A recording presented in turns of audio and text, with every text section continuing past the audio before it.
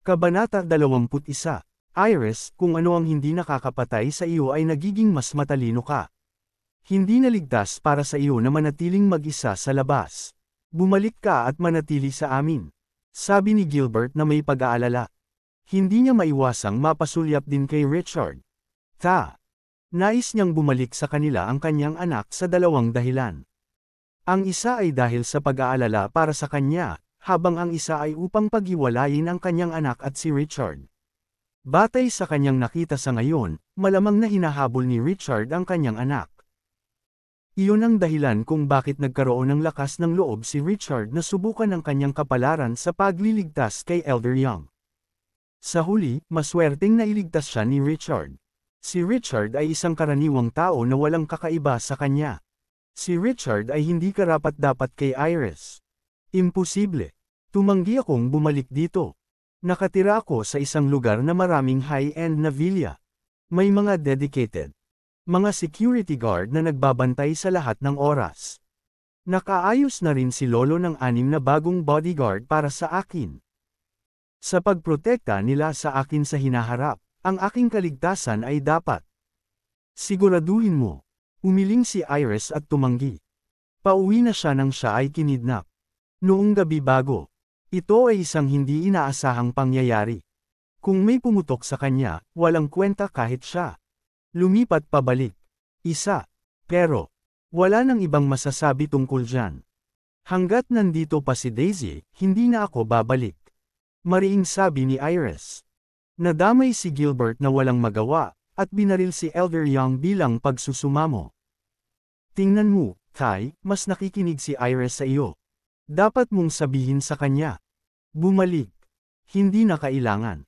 Kung ayaw na niyang bumalik, wala na. Kailangan mo siyang pilitin. Kakailanganin lang naming magpadala ng higit pa. Mga tao na lihim siyang bantayan. Wala dapat. Problema, mahinahong sabi ni Elder Young. Alam niya ang mga alitan ni Iris kay Daisy. Alam din niya iyon. Hinding-hindi magkasundo ang dalawa. Sa totoo lang, hindi rin niya gaanong gusto si Daisy. Gayunpaman, maswerte si Daisy. Nanganak siya ng isang anak na lalaki para sa Gilbert. Siya ang magiging tagapagmana ng kanilang pamilya. Nagawa niyang sumakay sa coattails ng kanyang anak. Kahit na hindi mataas ang tingin ni Elder Young kay Daisy, ganoon siya. Pinilit na panatilihin ang isang mata. Walang paraan na maitaboy niya si Daisy sa pamilya para sa kanyang apo. Kapakanan. Iris, halos hindi ka na bumalik. Ipakita si Richard sa paligid ng lugar sa ngayon. Samahan mo akong kumain bago kayong dalawa. Umalis ka, nakangiting sabi ni Elder Young. Okay, tumango si Iris bago niya inilabas si Richard. Pangunahing bulwagan. Nang makaalis sina Iris at Richard, hindi na napigilan ni Gilbert ang sarili. Mula sa pagpapahayag ng kanyang pag-aalala, Tatay, maaaring hindi mo alam ito. Ngunit si Iris at Richard ay maaaring magkarelasyon ngayon. Ang dalawa sa kanila ang mananatili sa isa't isa. Kung hindi umuurong si Iris, natatakot ako sa kahihinatnan. Malamig na bamantong hininga si Elder Young, ang daming kalokohan. Ipinaliwanag na sa akin ni Iris ang lahat sa telepono. Wala siyang kinalaman kay Richard. Ito ay iyong hindi pagkakaunawaan. Walang bahay na mauuwian si Richard. Pansamantala lang niyang binibigyan si Richard ng matutuluyan para mabayaran siya. Kahit misunderstanding, mahirap talaga sabihin pagdating sa feelings. Paano kung ang dalawa sa kanila ay magkaroon ng damdamin para sa isa't isa pagkatapos na magkasama? Nag-aalala pa rin si Gilbert. Walang what-ifs dito. Si Iris ay napakahusay na babae. Mataas din ang standards niya. Napakaraming mayamang tagapagmana at mahuhusay na binata ang nagtangkang ligawan siya ngunit nabigo. Paano siya mahuhulog sa isang taong karaniwan at hindi kat-Angie tangi gaya ni Richard? Kinawayan ito ni Elder Young nang walang pakialam. Posible lang naman. Walang imposible sa mundong ito. Kailangan nating panatilihin ang ating mga bantay. Ano ngayon? Ang pagkakaroon ng ilang kasintahan o kasintahan ay isang bagay na hindi kapani-paniwalang normal sa kasalukuyan. Wala namang masama kung gusto ni Iris na makipagrelasyon kay Richard. Ito ay isang pagkakataon para sa kanya upang maranasan ang romantikong buhay. Ito ay magiging ayos lang basta makahanap siya ng karapat-dapat na mapapangasawa sa huli. She's so stubborn naman. Makukuha mo lang ang kabaligtaran ng gusto mo kung makikialam ka sa buhay niya. Mas mabuting hayaan na lang na natural na umunlad ang mga bagay-bagay, elder. Mahinahong sabi ni Young.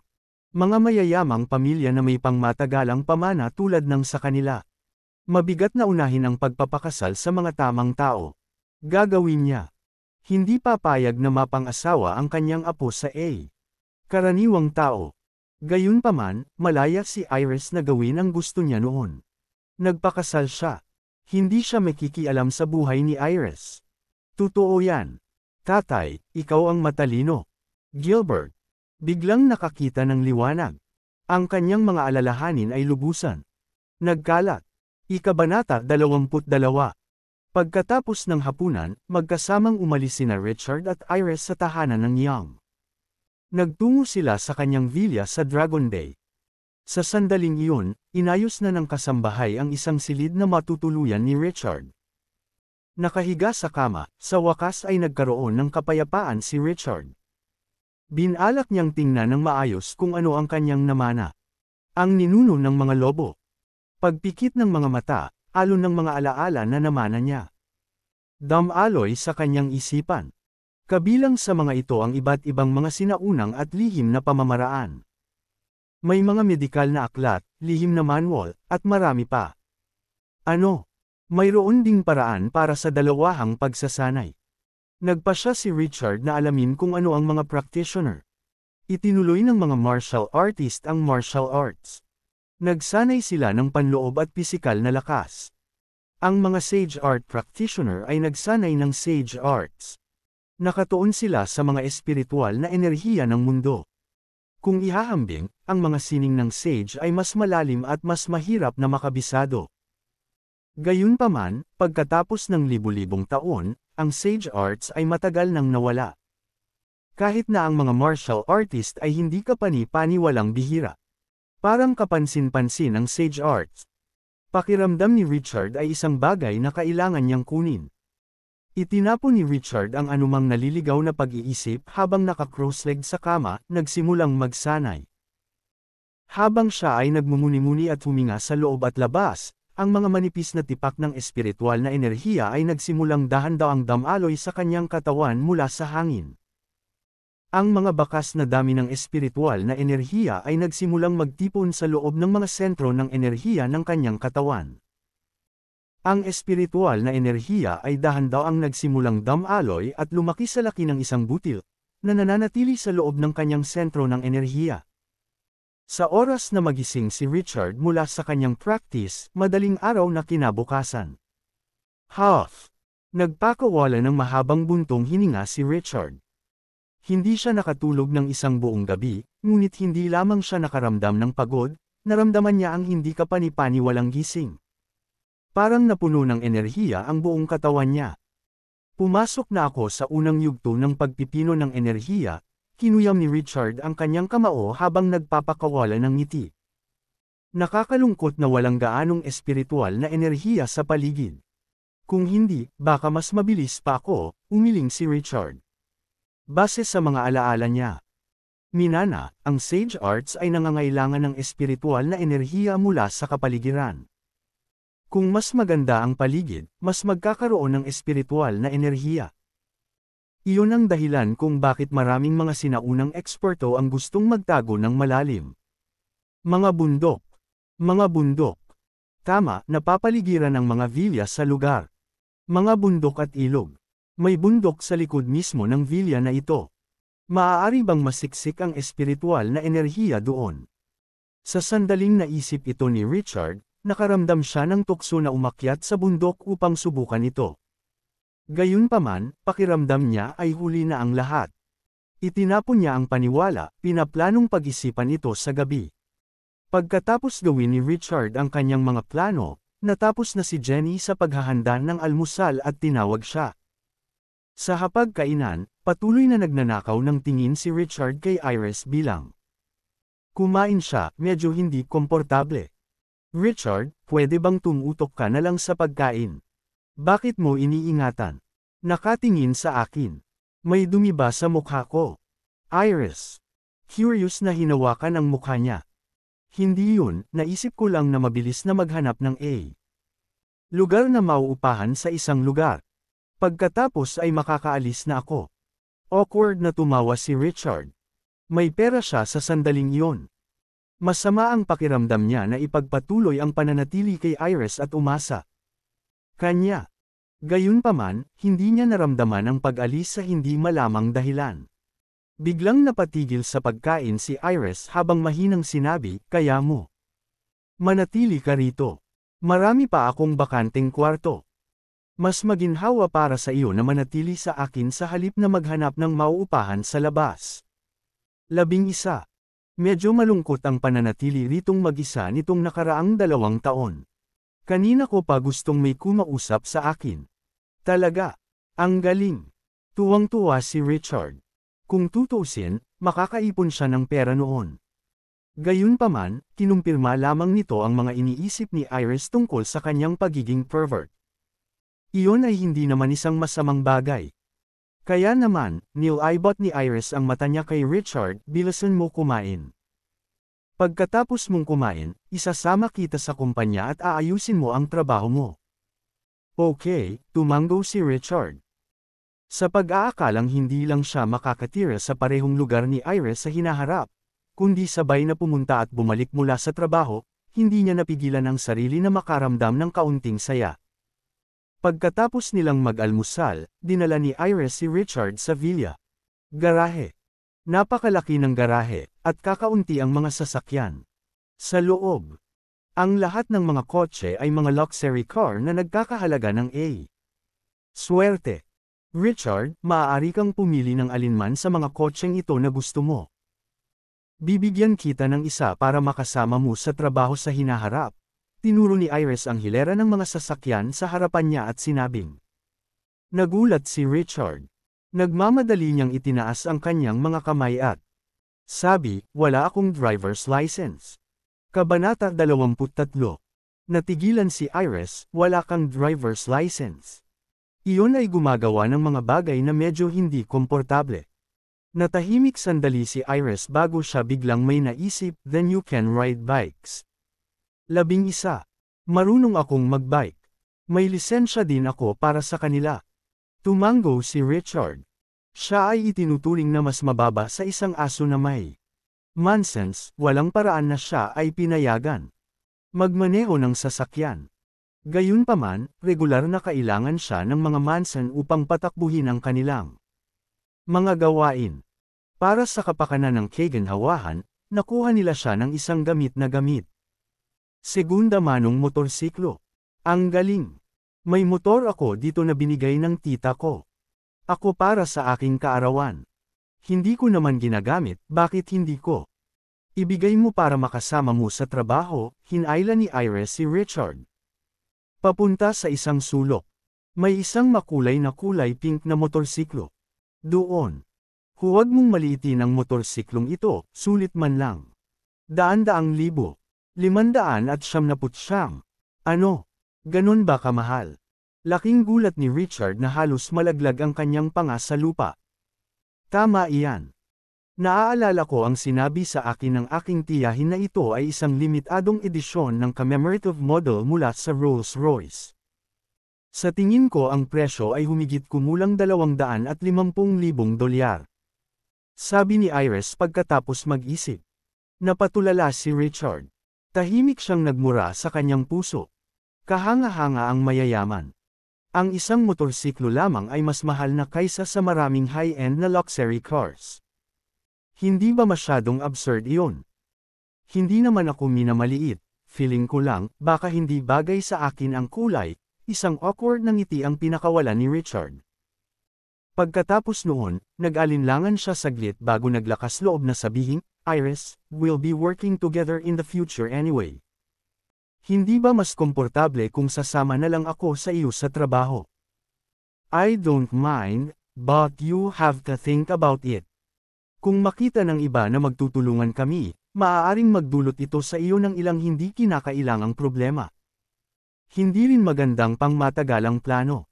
Kung meron kang kahit ano, mga pribadong bagay na kailangan mong harapin, ito ay magiging napaka. Hindi maginhawa para sa iyo na walang paraan ng transportasyon. Nagkibit balikat si Iris. Akala niya ay isang ganap na pervert si Richard. Napakadali niyang naipahayag ang kanyang panloob na mga saloobin. Mabilis na napagtanto ni Richard na si Iris ay magkakaroon ng maraming manliligaw sa kanyang titulo bilang pinakamagandang babae sa Springfield City, sa ibabaw ng kanyang katayuan bilang anak ng mga Young. Hindi niya maaaring maging sanhi ng hindi kinakailangang problema sa harap na iyon. Fine, motor na ito ang gagamitin ko sa ngayon. Pwede nating pag-usapan. Ito pagkatapos kong makakuha ng lisensya sa sasakyan, ngumiti si Richard habang siya ay pilit. Masunarang sumakay sa motorsiklo. Si Richard ay nakasakay sa isang maringal na racing bike. Siya ay dapat tumingin napaka kahanga-hanga at gwapo, ngunit salamat sa kulay rosas na kulay ng ang bike, medyo nakakatuwa. Hindi napigilan ni Iris ang pagtawa. Ang lamig niya. Ang panlabas ay tila natutunaw habang siya ay nagpakawala ng nakakaakit na tawa. Natigilan si Richard sa nakita. Puso niya. Nagsimulang tumibok ng mabilis. May moment pa nga siyang nag-wish that time ay titigil sa sandaling iyon magpakailanman.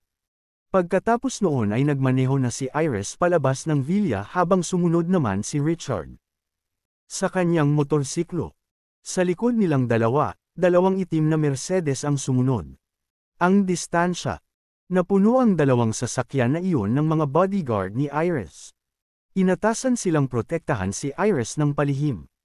Ang Elegante Group ay isa sa maraming kumpanya sa ilalim ng Young banner.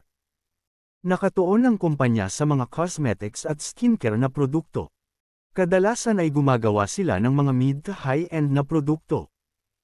2 taon na ang nakararaan, nagpasya si Elder Young na ibigay ang Elegante Group kay Iris pagkatapos niyang magtapos. Ito ay para sa kapakanan ng pagsasanay kay Iris. Ako. Noong panahong iyon, hindi ang Elegante Group ang pinakamalaki. Nagkaroon lamang ito ng market evaluation na humigit kumulang 40 hanggang 50 milyon dolyar. Ang mga kasanayan sa negosyo ni Iris ay hindi kapanipaniwala. Hindi niya binaygo ang kanyang lolo. Sa loob lamang ng 2 maikling taon, nagawa niyang doblehin ang laki ng Elegante Group. Isa. Ang Elegante Group ay mayroon ng pagsusuri na mahigit 130 milyon. Nagawa nitong iukit ang sarili sa cosmetic world ng Springfield City. Sa sandaling iyon ang peak hour para sa pagdating sa trabaho.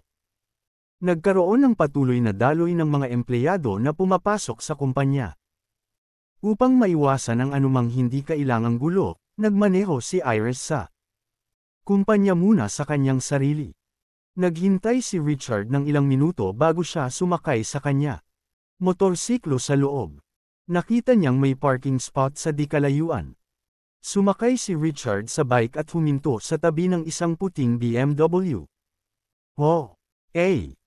Gayunpaman, bago pa man siya makahinto, biglang bumukas ang pinto ng BMW, na muntik na siyang mahulog sa lupa.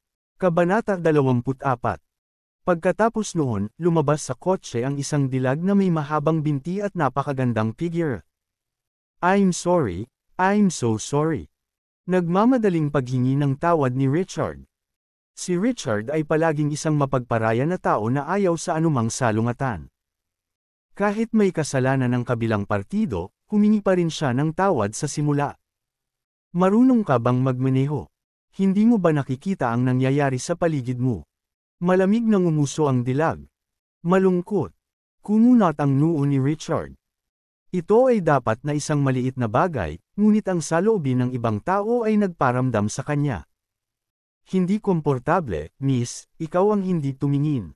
Sa likod mo bago buksan ang iyong pinto. Siguradong wala akong kasalanan. Isa pa, humingi na ako ng tawad sa iyo. Ikaw. Dapat maging mas makatwiran. Sa tingin mo hindi ako makatwiran. Galit na galit ang dilag. Malamig niyang tiningnan ang bike ni Richard bago siya pumasok. Disdain, isang bagay na nakasakay ka sa isang motorsiklo. Kulay pink pa. Tumanggi kang maging isang maayos na lalaki at pinipilit mong maging isang kapatid. Nakakadiri. Bakit mo pakialam kung anong kulay ng bike ko? Di huwag kang mabuli. Biglang namula ang mukha ni Richard. Siya ang natamaan sa pinto niya, pero siniraan siya nito sa pagsasabing kapatid siya. Kahit na siya ay isang banayad na lalaki, nagsimula pa rin siyang magalit. Sa sandaling iyon, mabilis na nakakuha ng atensyon ng mga empleyadong nakapaligid sa kanila ang kanilang pagtatalo. Ilang empleyado ang nagsimulang tumingin. Oy, hindi ba Miss Summers? Nito. Hindi lang executive si Miss Summers sa kumpanya namin, pero kinilala pa siya bilang pangalawa sa pinakamagandang babae sa kumpanya. Talo lang siya sa hitsura at talento kay Miss Young. Balita ko single pa rin si Miss Summers. Iniisip ko kung anong uri ng lalaki ang magiging maswerte para makuha siya sa hinaharap. F. Handa akong magdasal ng 10 taon ng sunod-sunod kong ibig sabihin. Na maaari kong makuha si Miss Summers na pakasalan ako. Pinagmasdan ng ilan sa mga lalaking empleyado ang dilag na may A. Madamdaming kislap sa kanilang mga mata. Tingnan mo. Sino ang lalaking iyon? Sakay siya ng pink na motorsiklo. Hindi ko siya kilala. Hindi ko pa siya nakikita sa kumpanya. Dati. Hindi ko rin alam kung saang department siya galing. Hindi ba nakakahiya ang lalaking nakasakay sa pink na motorsiklo? Baka weirdo siya. Nagsimulang tumingin ang lahat kay Richard na may paghamak at paghamak. Pulang-pula ang mukha ni Richard sa pagkakataong iyon. Nais niyang upang idikit ang kanyang ulo sa isang hawak. Hindi niya inaasahan na sisikat siya sa una niya. Araw ng trabaho, bago pa man siya opisyal na nagsimulang magtrabaho, salamat sa isang pink na motorsiklo. Kung ikukumpara sa kung ano ang tawag sa kanya ng ilang tao, bigla niyang naramdaman na medyo ang kagandahan na tumatawag lang sa kanya na kapatid. Magalang. Ito ay hindi nagkakahalaga ng pagbanggit sa lahat. Isa ka lang ate. Itigil mo na ang pag-aaksaya ng oras ko. Tiningnan ng babae si Richard ng masama bago tumalikod at nagmamayabang na umalis. Ayaw niyang maging paksa ng pag-uusap sa pamamagitan ng pananatili doon. Gusto ni Richard na ipagpatuloy ang pagtatalo, ngunit siya.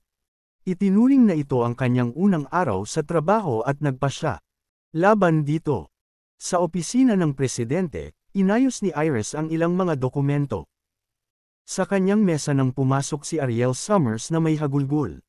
Hoy, anong nangyari sa'yo? Mukhang malungkot ka, sino? Nagagalit ka? Curious na tanong ni Iris. Huwag mo nang pag-usapan pa. Nabangga ko ang isang sisi. Sa labas. Galit na sabi ni Ariel. Isang kapatid na babae. Hindi ba kadalasan ay napakahusay mo? Kailangan mo bang magalit ng husto dahil lang sa nakabangga mo ang isang kapatid na babae?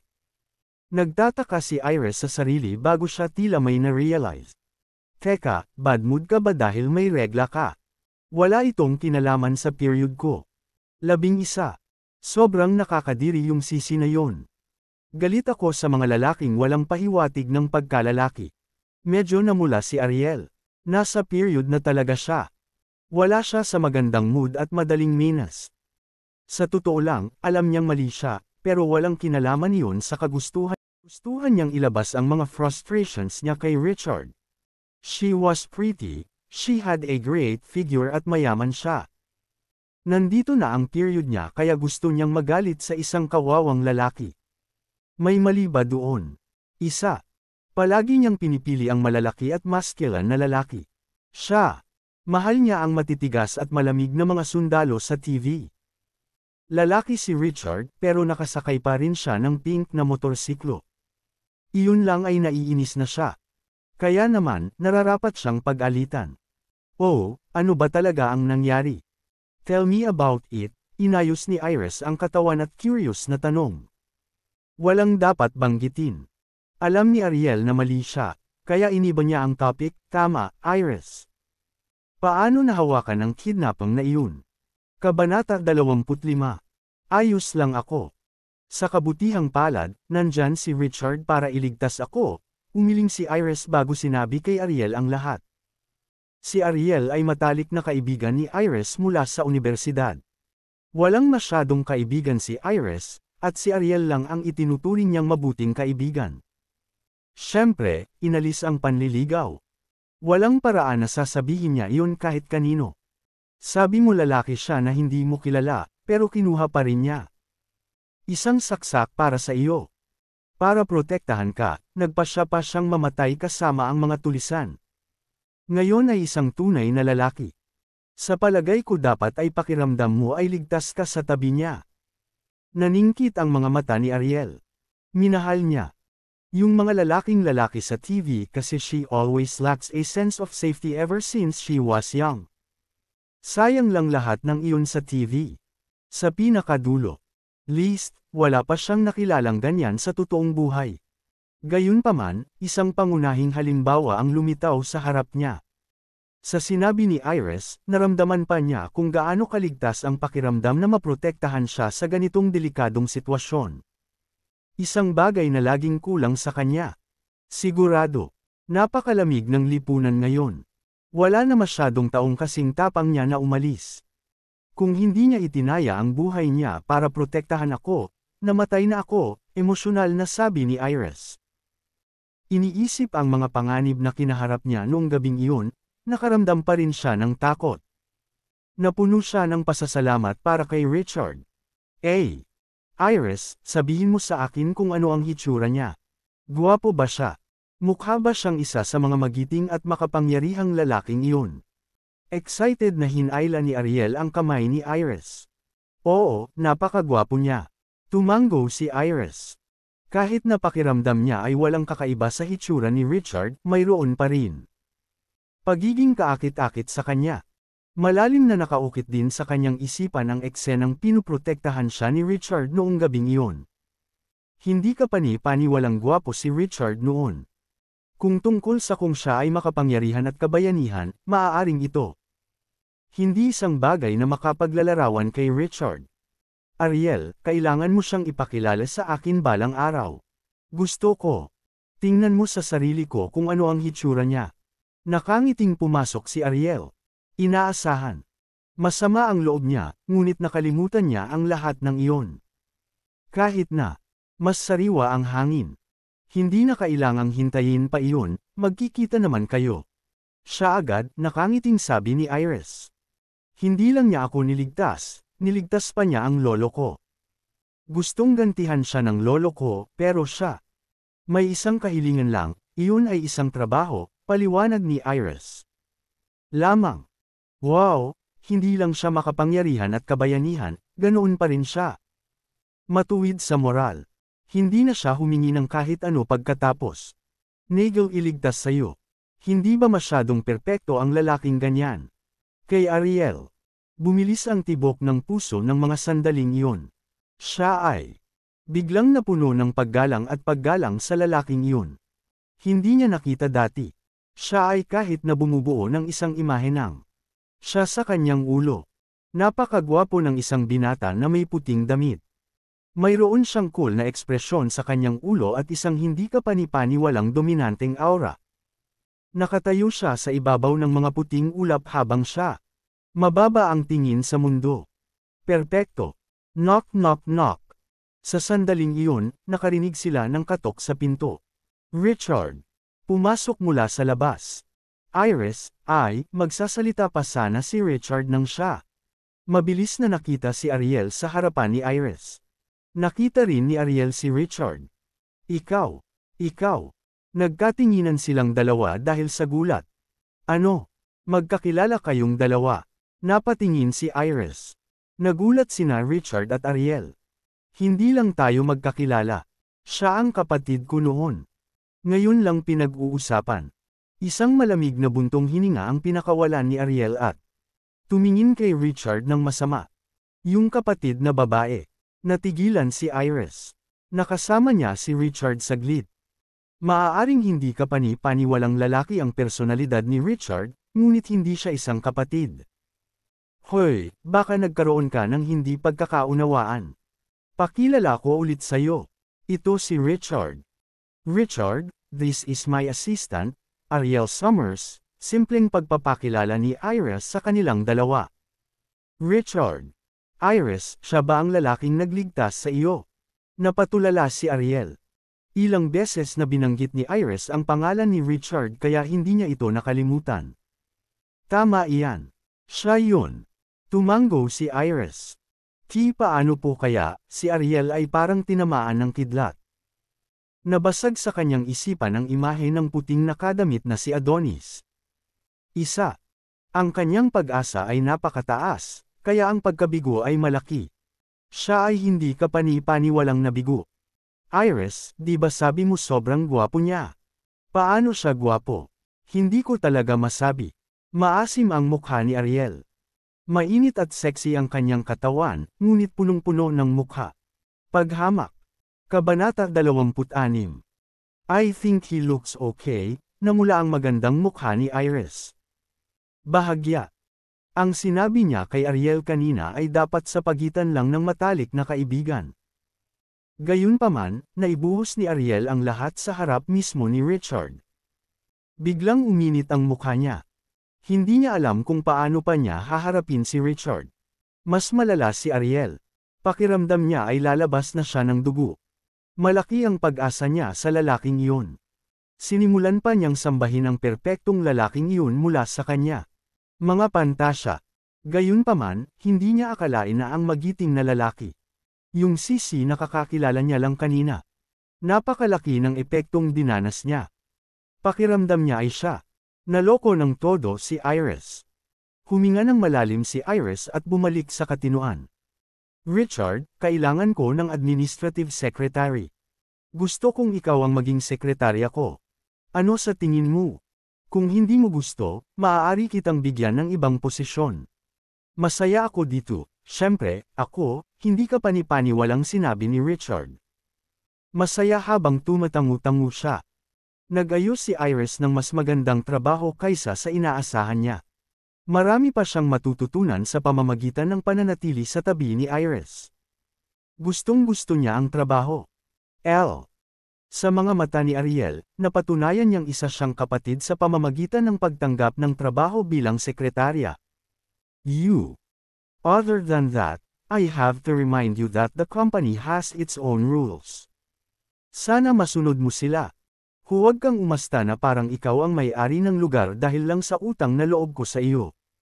Dagdag ni Iris. Alam ko. Magtatrabaho ako ng maayos. Hindi ko ipagkakanulo ang tiwala mo, seryosong sabi ni Richard. Isang kontentong ngiti ang pinakawalan ni Iris bago tumingin kay Ariel. Ariel, sumama lang si Richard sa kumpanya at walang alam. Pansamantala ko siyang ipaubaya sa iyo. Gawin ang iyong arrangement para sa kanya. Mariing pinandilata ni Ariel si Richard, walang ganang tumango. At saka, inayos ko si Richard na maging secretary ng presidente dahil gusto ko siyang sanayin ng maayos. Ayokong may ibang makaalam sa nangyari sa ating dalawa, kaya huwag mo nang ipagkalat, sabi ni Iris. Mas mabuting turuan ng isang tao kung paano mangisda kaysa bigyan siya ng isda sa loob ng isang araw. Alam ni Iris na hindi ganoon kakaya si Richard. Inayos niya na nasa tabi niya si Richard dahil gusto niyang palawakin ang kaalaman ni Richard pati na rin sanayin ang organisasyon ni Richard. Kakayahan. Pagkatapos, kahit na umalis si Richard sa kumpanya sa hinaharap, siya ay makapag-ukit ng isang negosyo para sa kanyang sarili o magkaroon ng isang karera bilang isang executive sa isang kumpanya. Iyon ang paraan niya para mabayaran si Richard. Naiintindihan ko. Huwag kang mag-alala, hindi ko hahayaang kumalat ito, Ariel. Ngumiti. Alam niya kung ano ang inaalala ni Iris. Si Richard ang tagapagligtas ni Iris. Kung alam ng mga tao sa kumpanya. Nang iyon, magkakaroon ng maraming mga tao na magsisikap na makipagkaibigan kay Richard. Kung nangyari iyon, ang pagsasanay kay Richard ay magiging ganap na pangalawa. May pagkakataon na tuluyang masira ni Richard ang kanyang kinabukasan dahil sa ilang nakakaakit na alok. Let's go, Ihahatid na kita sa Human Resources Department para gawin muna ang documentation mo. Sumulyap si Ariel kay Richard bago tumalikod at lumabas ng opisina. Sinundan siya ni Richard. Matapos gawin ang dokumentasyon, dinala ni Ariel si Richard sa harap ng Departamento ng Pangulo. Richard, sa kumpanya namin, nominally under the President's Department ang Secretary ng Presidente. Dapat kang magulat muna sa departamento at alamin ang mga lubod mula sa opisina sa loob ng ilang araw. Once you get the basics down, I'll personally guide you, simpleng sabi ni Ariel. Sa Elegante Group, ang assistant ng presidente ay isang mataas na ranggo na executive sa loob ng kumpanya. Malaki ang kapangyarihan niya at halos kapantay niya ang vice-presidente. At ang pangkalahatang tagapamahala. Ang sekretarya ng Pangulo ay namamahala lamang sa pagpapatakbo ng mga gawain para sa Pangulo. Maliban sa bahagyang mas magandang sweldo, ang kalihim ay walang tunay na kapangyarihan. Gayunpaman, ang sitwasyon ni Richard ay medyo mas espesyal. May intensyon si Iris na sanayin siya. Siya ay inaako lamang ang posisyon ng isang sekretarya sa sandaling ito. Sa hinaharap, magkakaroon siya ng kapangyarihan gaya ni Ariel. Sige, marami pa akong gagawin. Go over and report yourself. Tumalikod na si Ariel para umalis pagkatapos noon. Pinunasan ni Richard ang kanyang ilong at mag-isa na nagtungo sa opisina. 11. Ang Departamento ng Pangulo ay nahati sa dalawang bahagi, ang panloob na tanggapan, at ang panlabas na tanggapan. Ang panloob na opisina ay kung saan nagtatrabaho ang pinuno ng Departamento ng Pangulo. Samantala, ang panlabas na opisina ay para sa mga pangkalahatang gawain. Ang Departamento ng Pangulo ay isang mahalagang departamento na gumawa ng mga desisyon sa loob ng kumpanya, na tumutulong sa Pangulo sa pang-araw-araw na negosyo. Ganoon din ang pinuno ng Departamento ng Pangulo. Ranggo bilang katulong ng Pangulo. Pareho silang nasa ranggo ng mga direktor. Pareho silang pangunahing miyembro ng istruktura ng kapangyarihan ng kumpanya. Dahil malapit si Ariel kay Iris, mas mataas ang kanyang kapangyarihan kaysa sa pinuno ng Departamento ng Pangulo. Kabanata 27. Sa opisina, nakaupo sa harap ng mesa si Joseph Conrad, isang matambok at kalbong lalaki na mga 50 taong gulang. Hinarap niya ang isang batang babae na mukhang kinakabahan. Ang batang babae ay mga 21 o 22 taong gulang. Siya ay may misla na tampok sa mukha at napakaganda. Maamo. Nakasuot siya ng malaki at black-rimmed na salamin na nagtatago sa kanyang magandang hitsura. Siya ay medyo maliit at simple ang pananamit, ngunit ito ay hindi gaanong naitago ang kanyang likas na kagandahan. Ang batang babae ay tinawag na Lily Cameron. Isa siya sa 3 kalihim ng Pangulo. Ang kanyang ranggo ay kapareho ng kay Richard. Siya ang kalihim ng pang-araw-araw na gawain, habang si Richard ay ang Administrative Secretary. Maliban doon, ang mga kalihim ng Pangulo ay may 2 direktang nakatataas. Ang una ay ang Pangulo, habang ang pangalawa ay ang pinuno ng opisina ng Pangulo. Miss Cameron, nakasama ka na sa kumpanya. Mahigit 1 buwan. Naging disente ka sa mga tuntunin ng kalidad ng iyong trabaho, ngunit hindi ka pa rin mabilis na tumutugon sa anumang mangyayari. Hindi pa rin ako nasisiyahan sa iyong pagganap. Sa tingin mo, paano natin dapat tugunan iyon? Kinaikit ni Joseph ang kanyang mga mata habang kumikinang ang kanyang mga mata na may masamang intensyon. Labis na natakot si Lily.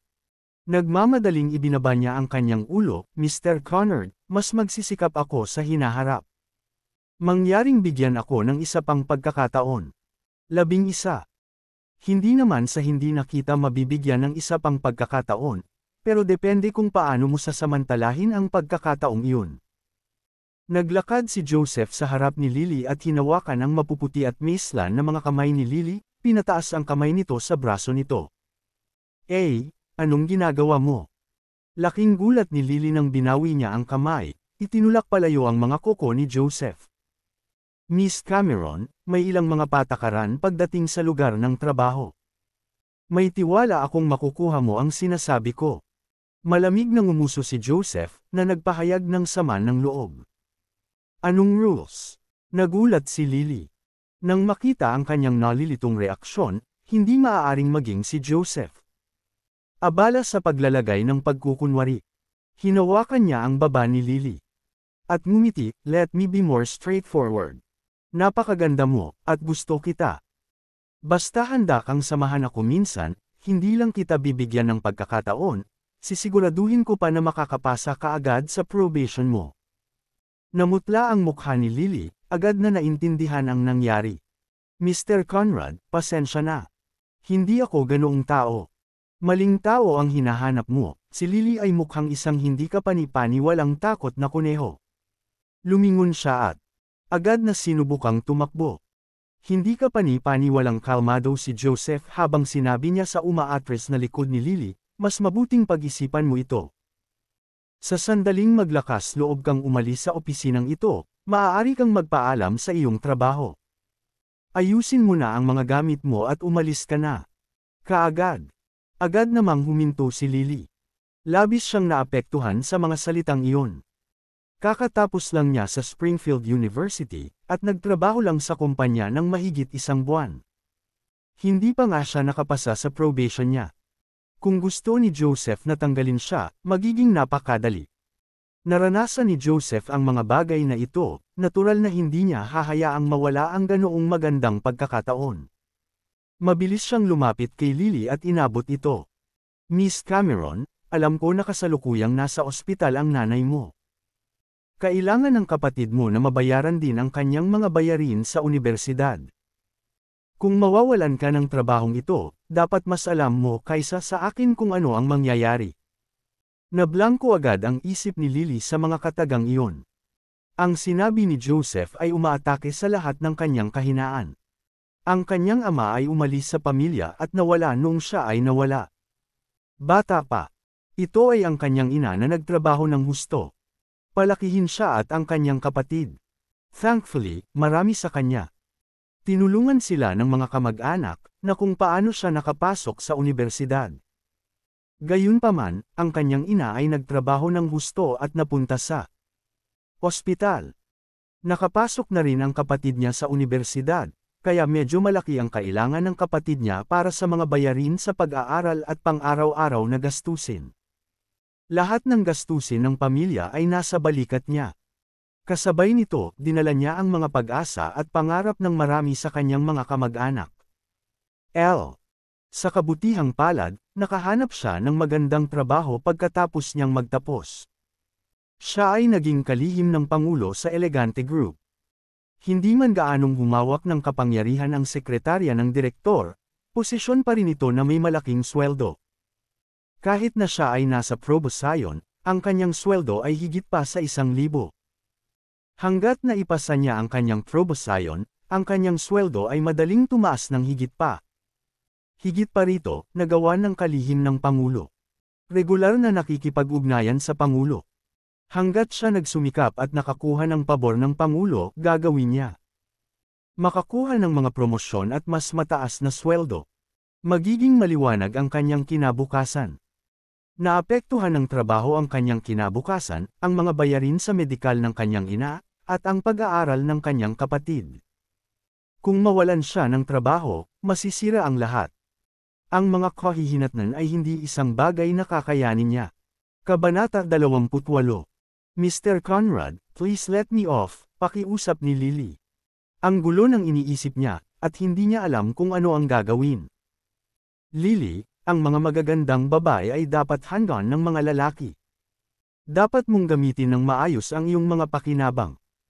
Huwag mag-alala, hanggat kasama mo ako, ginagarantiyahan kong makakakuha ka ng mga promosyon at mas mataas na sweldo sa hinaharap.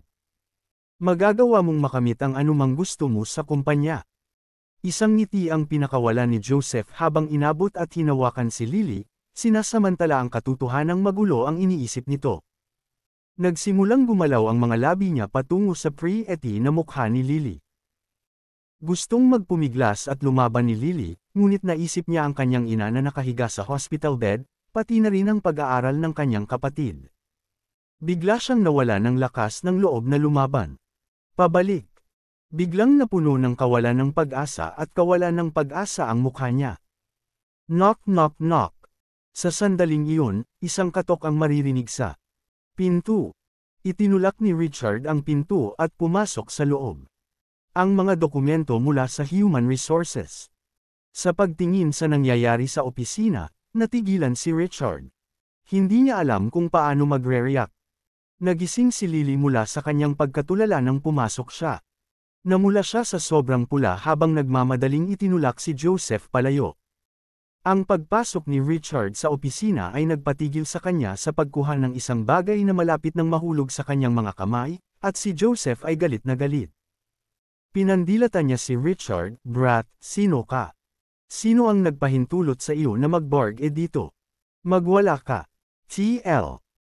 "I'm sorry, I wasn't trying to interrupt you." Si Richard ay nagpakawala ng awkward ng ngiti habang nagmamadaling umatras. Akmang isasara na niya ang pinto ay bigla niyang sinalubong ang tingin ni Lily. Hindi kapani-paniwalang naluluha si Lily habang tinitigan siya nito na tila humihingi ng tulong. Hindi man kilala ni Lily kung sino si Richard, umaasa siyang makakauwi si Richard at baka matulungan pa siya. Bam! Sa pagsara ng pinto, nawala rin ang pag-asa ni Lily. Sa totoo lang, alam niya na si Joseph ay napakalakas. Hindi lang siya nasa tuktok ng opisina ng presidente, isa rin siya sa mga pinakamaimpluwensyang tao sa loob ng kumpanya. Kahit sino pa si Richard, walang paraan na mailigtas siya ni Richard. Naiwan man si Richard, magdudulot lang ng gulo si Richard para sa kanyang sarili. "Lily, ipagpatuloy natin." Isang masayang ngiti ang pinakawala ni Joseph habang sumusugod kay Lily na parang nagugutom na tigre. Alam ni Lily na malamang hindi niya matatakasan ang kahihiyan. Napapikit siya sa kawalan ng pag-asa. Walang pag-asang luha ang bumagsak mula sa kanyang mga mata. Hurriek! Biglang bumukas muli ang pinto, at naglakad pabalik si Richard. Sa loob. Iminulat ni Lily ang kanyang mga mata nang marinig ang tunog, nakatingin kay Richard na hindi makapaniwala. Hindi niya maintindihan kung bakit si Richard nagbalik. Sa kanyang pagkabigla, nagsimulang mag-isip si Joseph kung gagawin niya ito. "Bumangon ka ulit dyan. Brat, bingi ka ba? Hiniling kong magwala ka, bakit ka bumalik dito?" Galit na sinaway ni Joseph si Richard. "Mr. Conrad, ako ang sekretarya ng bagong pangulo, si Richard Wolff. Miss Summers asked me to report to you," mahinahong sabi ni Richard. Nagtrabaho siya sa kumpanya ng mga Manson sa loob ng 3 taon, kaya medyo alam niya ang tungkol sa mga hindi sinasabing panuntunan sa lugar ng trabaho. Kung talagang payag si Lily, hindi na niya susubukan makialam. Gayunpaman, sinaman siya ng tingin ni Lily. Halata naman na siya ay pinipilit. Ang kawalan ng pag-asa at kawalan ng pag-asa sa mga tingin ni Lily ay dumampi sa kanya puso. Kahit na ang kanyang pagkatao ay nasa malambot na bahagi, siya ay isang matuwid na tao. Siya ay may ilang hilig puso. Nang makita niyang sasamantalahin na ang isang mahinang babae, hindi niya ito hinayaang mangyari. Kabanata 29. At least, hindi iyon papayagan ng kanyang konsensya. Mangyari. "Wala akong pakialam kung sino ka man, mawala ka agad. Kung hindi, huwag mo akong sisihin sa pagiging masungit." Galit na galit si Joseph. Sa sobrang galit niya ay gusto niyang punatan si Richard. Labis na nag-aalangan si Richard. Nasa likod niya si Iris kaya hindi siya natakot kay Joseph. Pagbabanta. Gayunpaman, nilinaw na ni Iris na siya nga. Hindi upang ibunyag ang relasyon, ni hindi niya nais na gawin niya. Gaya ng gusto niya sa kumpanya. Si Joseph pa rin ang kanyang direktang superior sa pangalan sa huli. Higit pa rito, si Joseph ay isa rin sa mas makapangyarihan mga tao sa kumpanya. Siya ang may kontrol sa marami sa kita ng kumpanya. Hindi magiging maganda para sa kanya na mauwi sa salungatan sa kanya. Superior sa pinakaunang araw na nagsimula siyang magtrabaho. Kung ang isyo ay tumaas pa at ito naapektuhan ng kumpanya sa anumang paraan, ang impresyon ni Iris sa maaapektuhan siya ng husto. Nakita kong walang sinasabi si Richard. Naisip ni Joseph na natakot si Richard. Natawa siya at sinabing, anong tinatitigan mo? Magwala ka. Mr. Conrad, nagsumbong ako sa iyo ayon sa mga regulasyon ng kumpanya. Sa tingin ko, hindi bagay na hilingin mo sa akin na magwala. Richard clenched his teeth, summoning. Pataasin ang kanyang determinasyon sa huli. Noon, iniligtas niya si Elder Manson nang hindi hinihiling. Anumang bagay. 2 araw na ang nakalipas, inilagay niya ang kanyang buhay sa linya upang makatipid. Iris. Walang paraan na hindi niya mapapansin si Lily. Bagong secretary lang tayo, how dare you talk to me like? Ito. Ang yabang mo. Galit na galit si Joseph. Itinuro mismo ni Joseph ang ilong ni Richard, brat, you're fired ass. Nang sandaling ito, magwala ka ngayon din. Oo, bago lang talaga ako, pero wala naman akong ginawang masama. Paano mo ako mapaalis nang walang dahilan? Tumanggi si Richard. Tanggapin mo. Dagdag. Paano? Pinaalis kita dahil ako ang iyong superior. Malamig na ngumiti si Joseph. Hindi lang ikaw ang superior ko, nandyan din ang presidente. Tatanungin ko si Miss Young ngayon kung gusto niya akong tanggalin. Napakalma ni Richard habang tumalikod para umalis. Nagtrabaho siya sa Manson sa loob ng 3 taon, kaya hindi siya isang kompletong rookie na walang alam. Hindi siya matatakot sa mga sigaw ni Joseph. Ikaw, manatili ka dyan. Namula si Joseph sa galit. Halos mawala siya sa kanyang sarili sa sobrang galit. Kahit na mayroon siyang kapangyarihan na tanggalin si Richard, hindi pa rin siya ang boss ng kumpanya sa huli. Kung hindi nilabag ni Richard ang alinman sa mga alituntunin ng kumpanya, hindi masyadong nararapat na sibakin niya si Richard ng ganoon na lamang. Kung dadalhin ang bagay kay Iris, malalagay siya sa masamang posisyon. Ibigay mo sa akin ang iyong dokumentasyon sa ngayon. Joseph. Nilunok niya ang galit habang kinukuha niya ang mga dokumento mula sa Richard. Ang layunin ni Richard ay tulungan lamang si Lily. Since Joseph na napaatras ng isang hakbang, hindi na niya iisipin ang bagay na iyon. Nagsindi ng sigarilyo si Joseph habang tinitingnan ang mga dokumentong nasa kanya. Kamay habang binabalak niya ang kanyang mga susunod na hakbang. Hindi lang isang masayang okasyon ang sinira ni Richard para sa kanya kundi pati na rin. Walang respeto sa kanya, kung hindi niya ipinakita kay Richard kung ano ang mga kahihinatnan niyan ay, walang paraan na magiging siya. Kayang lunukan ang frustrations niya. Sekretarya ka. Haha, wala akong nakitang lalaki. Kalihim sa maraming taon. Walang hiya ka. Gawin mo ako. Tasa ng kape. Itinulak ni Joseph ang mug ng kape sa kanyang mesa. Sa mga kamay ni Richard. Mr. Conrad, let me do it, sabi ni Lily habang binetukan si Richard A. Pagpapasalamat na pagpapahayag. Hindi. Hayaan mo siya. Malamig na sabi ni Joseph.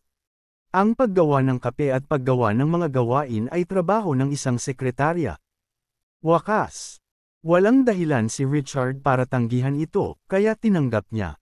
Mga FRATMENT. Ang tabo. Basagin. Bago kunin ni Richard ang mug, kumalas si Joseph sa pagkakahawak at ibinagsak ang mug sa lupa, nabasag ito. Napakawalang kwenta. Hindi ka man lang nakahawak ng mug ng maayos. Anong silbi ng kasama kita? Galit na galit si Joseph habang sinasampal si Richard. C30. The Ex-Husband's Revenge by Dragonski Chapter 30 Smack. Napahawak si Richard sa kanyang mukha nang maramdaman niya ang nag-aapoy na sakit sa kanyang mukha. Galit na galit siya. Alam niyang sinadya iyon ni Joseph. Gayunpaman, nakasanayan na niyang kutsain at hiyain habang kasama niya ang mga Manson. Pinaamo din siya ng mga Manson. Sa pagharap sa mga kinikilos ni Joseph, pinili niyang lunukan ang kanyang galit. Anong tinitingin-tingin mo?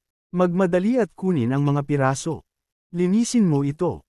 Pag-alitan ni Joseph. Nagpipigil ng galit si Richard habang nakaluhod para kunin ang nabasag na mug. Trying to fight me. Kailangan mong palaguin ang isang pares ng eyeballs, aso. Masyado ka pang bata para dyan. Malamig na tumawa si Joseph at tinapakan niya ang kamay ni Richard, itinulak ang kanyang mga paa pababa. Ang mga matutulis na tipak ay nasa ilalim ng palad ni Richard. Nakaramdam siya ng kirot ng tumusok kaagad ang mga pira-pirasong iyon sa kanyang palad, na naging dahilan ng pagdugo niya. Huminga si Richard habang binawi ang kanyang kamay ng hindi kapani-paniwalang mabilis at pilit. Tinapakan ni Joseph ang kamay ni Richard gamit ang isang paa. Siya ay nahuli at nadulas, bumagsak sa kanyang likod ng may kabog. Piraso ng basura, gusto mo bang mamatay? Nagalit si Joseph. Ipinadala niya ang kanyang kamay na nakahawak sa putot ng sigarilyo sa mukha ni Richard. Nagulat si Richard, at kahit papaano ay tumama ang putot ng sigarilyo sa kamay niyang nasugatan. Ang init at sakit sa kanyang palad ay halos mapatalon siya sa kinatatayuan. Kusang gumanti siya at hinampas ang kanyang kamay pasulong, na tinamaan si Joseph sa dibdib. Bang! Napalipad ang mataba na katawan ni Joseph, na hamampas sa mesa sa likuran niya. Sa isang malakas na putok, kahit ang mesa na gawa sa solid wood ay nabasag sa mga piraso. Og! Si Joseph ay dumura ng isang subo ng dugo. Tila babagsak ang kanyang mga buto sa buong katawan. Nakaramdam siya ng matinding kirot sa kanyang dibdib, hudyat na marahil ay nabali niya ang hindi bababa sa 2 o 3 buto sa kanyang tadyang. Napatulala si Lily sa nakita. Natulala rin si Joseph, ginawa ito ng lalaking iyon. Si Richard ang pinakanatsulole sa kanilang lahat. Parang hindi siya ang nanakit kay Joseph. Hindi nila alam ito, pero si Richard ay ang pinakanahuli sa kanilang lahat. Hindi niya alam kung kailan siya naging napakalakas. Kailan ako naging napakalakas? Tiningnan ni Richard ang kanyang hindi makapaniwalang kamao. Paano nangyari iyon? Maaaring. Medyo lumukso ang puso ni Richard, mabilis na naalala na sinubukan niyang magsanay ng sage arts noong nakaraang gabi. Malabo niyang napagtanto na ang kanyang lakas ay tila bumuti ng ilang beses. Maaaring may kaugnayan ito sa kanyang pagsasanay noong nakaraang gabi. Hindi siya makapaniwala. Naging napakalakas niya kahit nasa initial stage pa lang siya ng energy refinement. Kung mapapabuti pa niya ang kanyang sarili, hindi ba siya lalakas? Labis na natuwa si Richard. Ito ang unang pagkakataon na naramdaman niya kung gaano kahanga-hanga ang sage arts. Sa sandaling iyon, naalerto ang mga empleyado sa labas ng opisina. Iilan sa kanila ang tumingin sa loob upang makita kung ano ang nangyari. Nako! Si Mr. Conrad ay nasugatan ng isang tao. May tumawag para sa seguridad. Nagulat ang lahat nang makita ang gulo sa opisina, pati na rin ang katotohanan na dumura si Joseph. Nang makabawi si Richard mula sa kanyang pananabik, 5 hanggang 6 na security guard ang sumugod. Sa mga security guard, may isang binata na tinatawag na Donald Conrad. Siya ang pinuno ng seguridad para sa kumpanya. Siya ay nasa edad na 30s at may matipuno, panlalaking katawan. Hindi siya mukhang dapat makipag-away. Tito Joseph, anong nangyari sa iyo? Sinong nanakit sa iyo? Natigilan si Donald. Sumugod siya at tinulungan si Joseph mula sa sahig. Napakaputla ng mukha ni Joseph. Lumipas ang kaunting oras, nabawasan na ang sakit sa kanyang dibdib. Donald, sinaktan ako ng lalaking ito dito. Kunin ang iyong mga lalaki na turuan siya ng leksyon. Maghayganti ka sa akin. Tiyaking hindi ka magpapakita ng anumang awa. I will bear any of the consequences. Itinuro ni Joseph si Richard at marahas na sinabi. The Ex-Husband's Revenge ni Dragonsky, Kabanata 30. Smack! Napahawak si Richard sa kanyang mukha nang maramdaman ang nag-aapoy na sakit sa kanyang mukha. Galit na galit siya. Alam niyang sinasadya ni Joseph iyon. Gayunpaman, nakasanayan na niyang kutsain at hiyain habang kasama niya ang mga Manson. Ginawa rin siyang maamo ng mga Manson. Sa pagharap sa mga aksyon ni Joseph, pinili niyang lunukan ang kanyang galit. Ano ang tinitignan mo? Magmadali at kunin ang mga piraso. Linisin mo ito. Nagalit si Joseph. Nagpipigil ng galit si Richard habang nakaluhod para kunin ang basag na mug. Sinusubukan mo akong kalabanin. Kailangan mong palaguin ng isang pares ng eyeballs, aso. Masyado ka pang bata para dyan. Malamig na tumawa si Joseph at tinapakan niya ang kamay ni Richard, itinulak ang mga paa niya pababa. Ang mga matutulis na tipak ay nasa ilalim ng palad ni Richard. Nakaramdam siya ng matinding sakit nang tumusok kaagad ang mga pira-pirasong iyon sa kanyang palad, na naging dahilan ng pagdugo niya. Napabuntong hininga si Richard habang binawi ang kamay. Hindi ka pani-pani walang mabilis at malakas. Tinapakan ni Joseph ang kamay ni Richard gamit ang isang paa. Siya ay nahuli at nadulas, nahulog sa kanya. Pabalik na may putok. Basura, gusto mo na bang mamatay? Galit na galit si Joseph. Ipinadala niya ang kanyang kamay na nakahawak sa putot ng sigarilyo. Mukha ni Richard. Itinaas ni Richard ang kanyang kamay sa gulat, at ang usbong ng sigarilyo. Kahit papaano ay nataman ang kamay niyang nasugatan. Ang init at sakit sa loob. Halos mapatalon siya sa kinatatayuan ng palad niya. Kusang gumanti siya at hinampas pasulong ang kanyang kamay, tinamaan si Joseph sa dibdib. Bang! Ang matabang katawan ni Joseph ay pinalipad, na humahampas. Ang desk sa likod niya. Sa isang malakas na putok, kahit na ang desk na ay gawa sa matibay na kahoy na pinagputol-putol. Dumura si Joseph ng isang bibig ng dugo. Tila babagsak ang kanyang mga buto sa buong katawan. Nakaramdam siya ng matinding kirot sa kanyang dibdib, hudyat na marahil ay nabali niya ang hindi bababa sa 2 o 3 buto sa kanyang tadyang. Napatulala si Lily sa nakita. Napatulala rin si Joseph, ginawa ito ng lalaking iyon. Si Richard ang pinakanatsulole sa kanilang lahat. Parang hindi siya ang nanakit kay Joseph. Hindi nila alam ito, ngunit si Richard ang higit na nahuli sa kanilang lahat. Hindi niya ginawa. Alam kung kailan siya naging malakas. Kailan ako naging napakalakas. Tumingin si Richard sa kanyang kamao. Sa kawalang paniwala. Hindi lang niya pinalipad si Joseph ng ilang talampakan, pati siya. Naging dahilan ng pagdura ni Joseph ng dugo. Paano nangyari yun? Maaaring ito ay medyo lumukso ang puso ni Richard, mabilis na naalala na sinubukan niyang magsanay ng sage arts noong nakaraang gabi. Malabo niyang napagtanto na ang kanyang lakas ay tila bumuti ng ilang beses. Maaaring may kaugnayan ito sa kanyang pagsasanay noong nakaraang gabi. Hindi siya makapaniwala na lumakas siya kahit nasa initial stage pa lang siya ng energy refinement. Kung nagawa niyang pagbutihin ang sarili niya, hindi ba siya magiging mas malakas? Natuwa at natuwa si Richard. Iyon ang unang pagkakataon na naramdaman niya kung gaano kahanga-hanga ang sage arts. Sa sandaling iyon, naalerto ang mga empleyado sa labas ng opisina. Marami sa kanila ang tumingin sa loob upang makita kung ano ang nangyari. O hindi. Si Mr. Conrad ay nasugatan ng isang tao. May tumatawag para sa seguridad. Nagulat ang lahat nang makita ang gulo sa opisina, pati na rin ang pagluwa ng dugo ni Joseph. Nang makabawi si Richard sa kanyang pananabik, 5 hanggang 6 na security guard ang sumugod. Sa mga security guard, may isang binata na tinatawag na Donald Conrad. Siya ang pinuno ng seguridad para sa kumpanya. Siya ay nasa 30s at may matipuno, panlalaking katawan. Siya, mukhang hindi dapat makipag-away sa sinuman. Tito Joseph, anong nangyari sa iyo? Sinong nanakit sa iyo? Natigilan si Donald. Mabilis siyang lumapit at tinulungan si Joseph. Pataas mula sa sahig. Hindi ka pani-pani walang mapatla ang mukha ni Joseph. Makalipas ang ilang oras ay nabawasan na ang sakit sa kanyang dibdib. Donald, sinaktan ako ng lalaking ito dito. Kunin ang iyong mga lalaki na turuan siya ng leksyon. Maghayganti ka sa akin. Tiyaking hindi ka magpapakita ng anumang awa. Tatanggapin ko ang anumang kahihinatnan. Itinuro ni Joseph si Richard at marahas na sinabi.